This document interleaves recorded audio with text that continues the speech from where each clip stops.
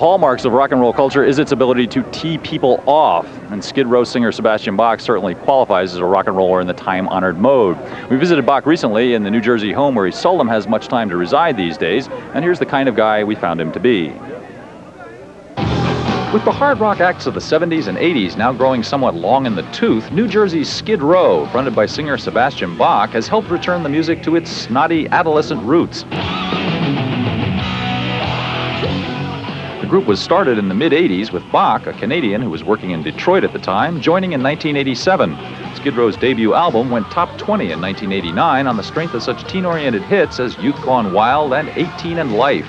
The band has toured with Bon Jovi, Aerosmith, and most recently Guns N' Roses, and its latest album, Slave to the Grind, went to #1. But Bach has provoked storms of criticism too, first by wearing a t-shirt that said AIDS kills fags dead, then by injuring a fan during a concert brawl in Massachusetts. Unusual behavior for the son of a well-to-do artist who was born in, of all places, the Bahamas. We spend our lives on trial. We walk in endless miles. We are the youth. Your parents were hippies, right? Can we say that? Yeah, I guess you could say that. Did you grow up with their music? I mean, did you have that like pounded into your head? Yeah. I can remember watching my aunt and my mom make French fries, singing, "Let me stand next to your fire," you know, all this stuff. What is that? That's rock and roll, son. Or driving in a van, listening to my dad sing, "This is the end," not realizing the lyrics. "Father, yes, son, I want to kill you." Dad, what is this all about? Jesus. That's Jim Morrison, boy. God. Yeah, it's pretty interesting. I wonder, was there ever a point where you came home one day and you were with a new Motorhead album or a Kiss album, and your folks said, "This isn't rock and roll"? Oh yeah, my dad used to yell at me all the time because he liked punk rock in the late '70s, and I was into heavy metal, and he thought heavy metal was. He used to say, "Heavy metal is capitalist. Why don't you listen to punk because it's socialist?" And I go, "It's too many ists for me, man." You know, now I know what he was talking about, but at the time, because he thought that punk had something to say, and heavy metal didn't. You know, it's kind of weird now because he sees that in the '90s, you know, a lot of the same energy from punk has come into hard rock and given it kind of a kick, you know, because it needed a kick after the '80s. Definitely. Yeah. When did you start getting into bands? I mean, do you remember when your first band was? Yeah, it was at private school. I was singing in the shower one day, and I was singing a police song called "Walking on the Moon."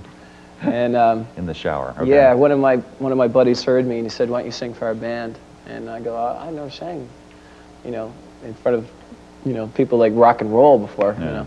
And I did it, and suddenly, you know, the tall, geeky, greasy, pimple-faced guy that nobody wanted to talk to suddenly had tons of friends.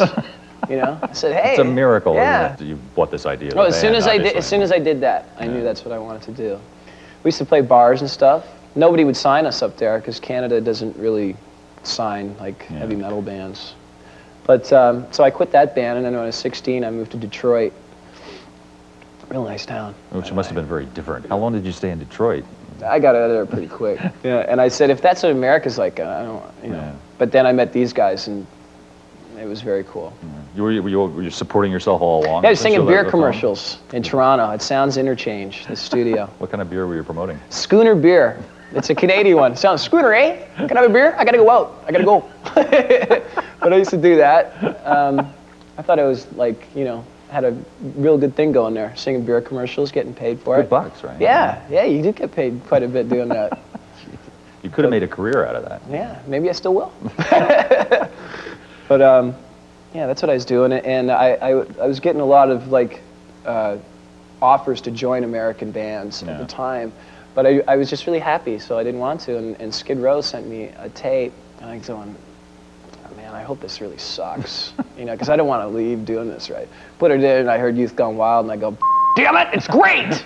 Jesus! Now I got to make a decision," you know. But the more I listened to it, I said, "Man, that is some serious music."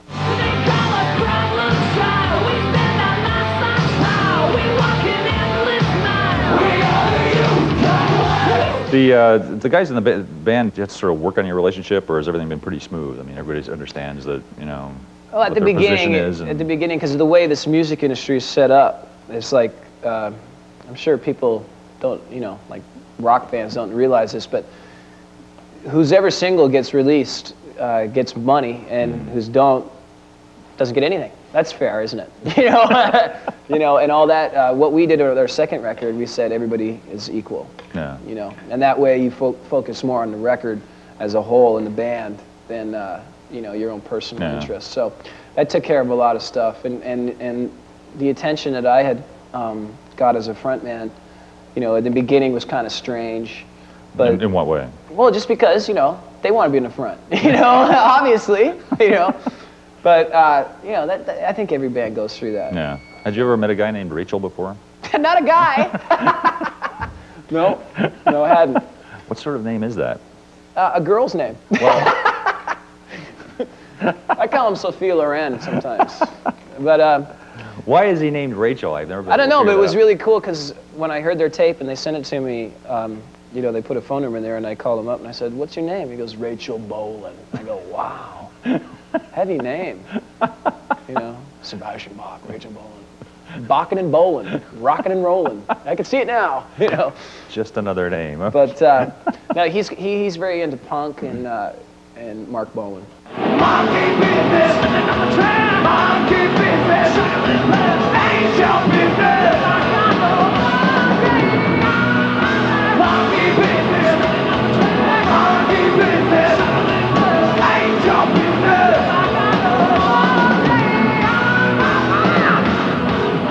People say, "What do you guys do backstage with Guns N' Roses?" I say, "Knit macrame. Yeah, play chess. Have a couple mean checkers game, man. Woo! Get pretty out there, crazy. Ah!" See, people don't know how to treat personalities that sell a lot of records, but then remain true to what they were before. You know, they expect them to be big, but you know, they expect, "Get out of my way, put up the red carpet." But if you like show up in a Volkswagen to the club and you're like, "Ah, rah, rah," they go, "Oh, well, how does he sell those records?" You know. But that's what I love about this tour, because it's like the '70s. You know, for the first 3 weeks, we didn't have a record out. They didn't have a record out for the whole thing, and it was selling out all over the place, you know? Yeah. It was like the spirit of rock and roll, because the spirit, I'm sure you remember going to concerts, you know, in the '70s, and when I was growing up, I used to go to concerts, I used to get the ticket, and I used to go through the thing, and I was like being baptized, you know? It's like, oh my God, I'd be shaking the whole time, and there was this insane feeling. Every time you went to a rock show that I haven't experienced in a long time, that we kind of brought back a little for this tour. What was the trial in Worcester like for you? I mean, was that just the world's biggest hassle? First, you have to wear a suit, right? Yeah. Well, you know, when you go to jail, you know, it makes you think. Yeah. And I said, you know, all this, like, that was just an emotional reaction at the time, you know, because at the time I didn't have any distinction between playing an arena and playing CBGBs. Yeah. And if I was playing CBGBs and I did that, Kurt Loder wouldn't have been talking about it on MTV, you know, because it didn't matter. But if you know, you can't do that. You can't jump in there and kick somebody's ass, you know. I'm not going to do it again. Yeah. If it happens again, I'll just, like, you know, walk off the stage. I mean, I'm on probation right now for physical assault, and if I punch, you know, one more person, that's it. No more Skid Row, you know. So somehow I really don't think that's worth it, you know. So you're reining yourself in. Control your demons tour. That's what I call this. Control your demons. They come out, you know, get down, boy, you know. Let's talk about this AIDS shirt, because I think that pissed a lot of people off, or angered a lot of AIDS activists. What was going on there? You show up in a photo wearing a shirt that says "AIDS kills fags dead." Right. Well, surely there's a story there. I mean, this is, you know, it won't seem, you won't believe this probably, but at the time, I swear, I did not know that anybody gave a flying whatever what it said on my chest. You know what I mean? That was like the introduction into responsibility for me. Yeah. And you know, actually, it really hit home because one of my friends is a homosexual in New York, and a really, really good friend. Yeah.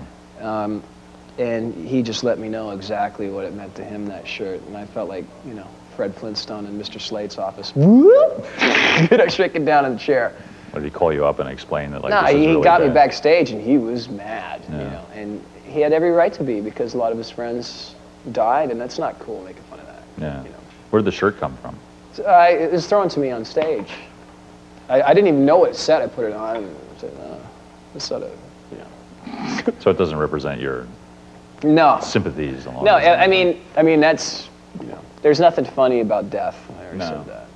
you think things have maybe gone too far and everyone's You know what? losing You their know what sense of also humor? nailed it home was walking down the street and having a 12-year-old guy in a Skid Row shirt come up to me and goes, "Hey, I hate faggots too." Oh. And I went, wrong. You know, Jeez. that's a very wrong vibe to put out to people. Yeah. So you think more about these things. Oh yeah. I would imagine. Unfortunately, yes, I do. Jesus. You had a son recently. Let's talk about him because he's really cute. I thought. But you decided not to. You were told, I guess, not to tell people you had a kid. But now Yeah, you've come I mean, out it was, and said you had. you know, there's something really, really strange when you respected, like, the people that like Skid Row respect us for being, like, honest about everything, you know, and playing music that is honest and, you know, not a big scam or a big front or anything. Right. So I found it very hypocritical when I would have my son out to see a show that I would have to go in a different door in a hotel than him. And I said, this is over, man. I don't care. You know, they said, oh, but all these chicks, you know, they really dig you. And I go, they're not stupid. You know, they don't want to be, like, treated like a bunch of idiots. Yeah. You know, I think that people underestimate the intelligence of rock fans. They figure, like, the people at record companies figure that they want to hear the same song written by the same guy with the same lead solo, with the same chorus, with the same lyrics. You know, and every frontman is a rock hunk, and you know, he's in Doom Metal Stud Monthly, you know, and you can't have kids, can't be a human, you know, all this stuff. People are people, man, you know. So are you plagued by fans here at all? I mean, this is pretty remote where we are. Sometimes, yeah. How do they find you? I don't know, man. I get calls from like Alabama and Texas and How do Japan. How do they find your number? I don't know. All you hear is this. Sebastian there? Who's this? Click. I'm like, So you change your phone number a lot. Yeah, I once guess. a week. Well, I have a goofy line upstairs and a good line down here. What's a So- goofy line? You give it to the goofy people.